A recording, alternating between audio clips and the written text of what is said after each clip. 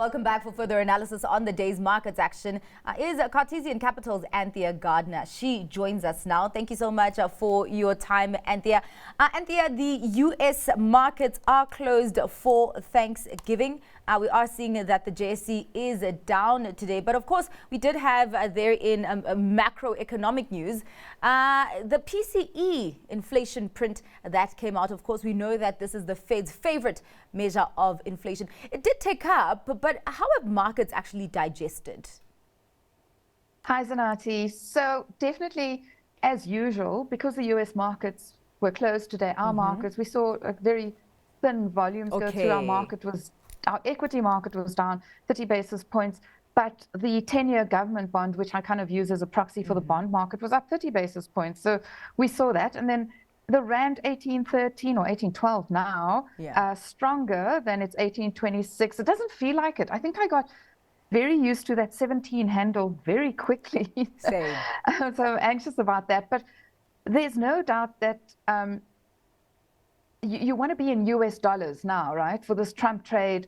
And with a PCE number coming in at 2.3%, which was higher than the September number of 2.1%, I think what market participants are thinking about now is whether or not the Fed is going to cut in December. So the market is still indicating that there's a cut. But if they do cut in December, I think market participants are now beginning to talk about maybe they'll go on hold in January when Trump comes into power or when he goes into the White House. And they want to wait and see, and they'll be data dependent. I think that the Fed will take a very cautious stance despite this inflation gauge coming in at 2.3%, which is higher than kind of, the previous month. All right. Well, Anthea, let us bring it back home and take a look at some of the company news that came out of the JSE. Firstly, let's actually talk about Boxer, because it was a big day for Boxer, for Pick n Pay, and also the JSE. What have you made of trading so far, and just really appetite for Boxer at this point?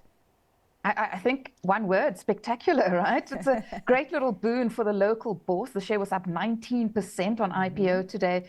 So the primary IPO raised 8.5 billion rand. So that's what Pick n Pay is going to get out of selling their 35% stake. The biggest IPO in Africa this year, potentially the catalyst for more IPOs next year. I think this 19% increase in the share price today potentially is sentiment driven, and because people need to know, investors want to know where to put their money.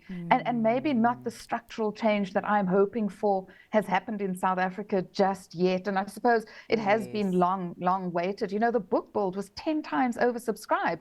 They closed the book an hour after they opened it. And the book builders, or the global coordinators, as they call them, Rand Merchant Bank, Morgan Stanley, Absa, and Standard Bank, even sold their green shoe stake, which is like I think it's about 15% that they hold back, and that they get approval for from the seller.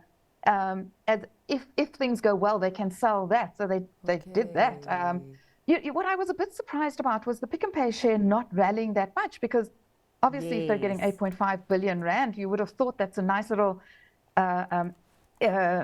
injection into Sean Summers' coffers for his great Pick n Pay turnaround. Yeah, and actually quite a lot of people had been asking on Stockwatch as well if when a Boxer lists, if they'll get any sort of favorable movements on a Pick n Pay share price. So I guess we'll see as investors still digest that development there. Another retailer, Spar, coming out with its annual results today.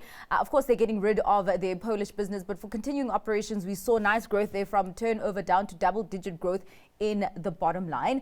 Share was only slightly down today, and I'm wondering if maybe that's just a signal of satisfaction from the market side. Interesting, because they scrapped their dividend, and South Africans love dividends. Of course. We love cash. And I think they're going to use that money for a turnaround strategy, because they're coming off quite a few problems that need to be fixed. That SAP implementation, Poland that they've now got rid of. The CEO was saying that the UK and Switzerland businesses are areas for concern. They haven't had particularly good years, driven predominantly by the macro environment and the impact that it's had on the consumer, as well as negative impact for seasonal areas where they have businesses seasonally.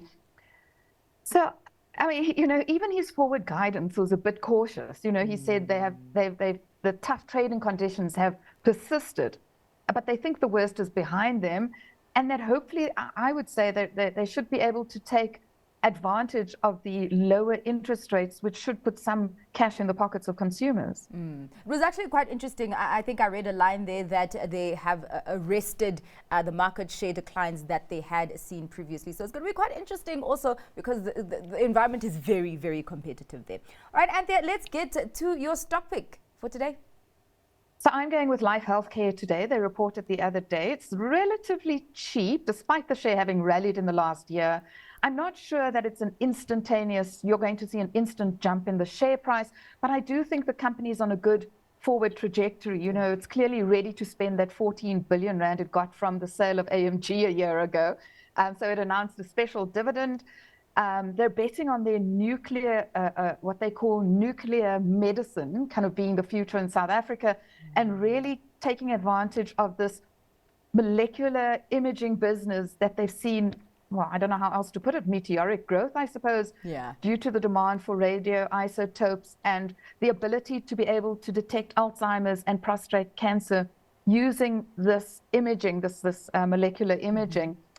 Also, I'm very excited. For the first time in 9 years, they're building a new hospital, 144 beds in Paarl. So I think Life Healthcare is definitely on a turnaround and on an upward trend. All right. Well, thank you so much for your time and for your analysis today, Anthea. That was Anthea Gardner from Cartesian Capital.